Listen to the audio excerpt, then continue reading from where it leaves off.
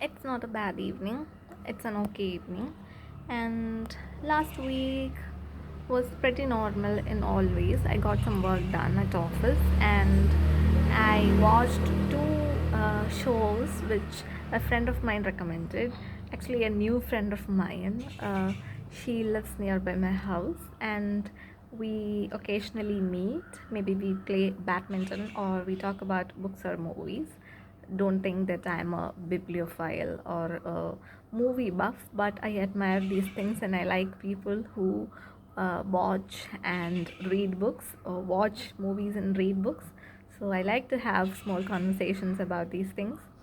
Even though I don't know much about it, I like when people who love it talk lot about it. I like to indulge in those conversations. I also do a bit of reading and watching movies, but I don't consider myself as a bibliophile or movie buff. Yeah, I'm repeating whatever I said again and again.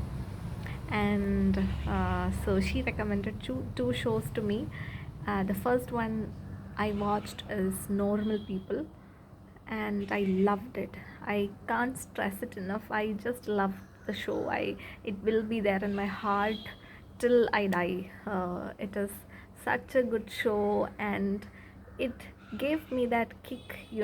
People uh, who like emotional stuff, especially I love these romantic emotional stuff, even if it's very depressing and heartbreaking. I love how it breaks my heart, and yes, I gave my heart away to it. It literally broke my heart and collapsed me into the bed. I was in that energy for 2 days almost, and I recovered from it. Yes, that's how I loved Normal People. And the second one I watched is One Day. It's a pretty famous show, I think. There was a movie also before, a very old famous movie, not a very old, but yeah. And it's also a nice one, but comparing it to Normal People, and I did not like it as much as I loved Normal People. Maybe if I hadn't seen Normal People 2 days before I started watching One Day, I would have loved One Day. But now I watched both of it together almost. In a span of 1 week, I finished both of it. I had this comparison in my mind, so I would definitely pick Normal People. And one thing I would like to add about Normal People is a comment that I read in YouTube. It's not related to the show. I get a lot of shots about book recommendations, and in the comment section, I sometimes scroll through it. What people are saying about the books that are shown in the reel. Has anybody liked it? Which one is the best book among those? I like to check the comments to know these things. So in one of the comments, uh, people were bashing about self self help books. I myself read quite a bit of self help books because sometimes obviously we all need help, and out of desperation we think that we'll get some help from these books, and we don't know whom to talk to. We don't always have people to tell our problems to. So this motivational stuff, self help books sometimes does its work, and I sometimes read it, and yeah, people were bashing about self-help books. These bibliophiles mainly, they were like in a funny way. There were many comments about it, like somebody tell them that we don't like self-help books. What we need is a book which will break our heart, which will traumatize us, which will put us in agony and depression. That's what we want inherently. These bibliophiles, we don't need help. We need to mm, put ourselves in worse situations, and we are craving for that emotional ride. So that's what many people want.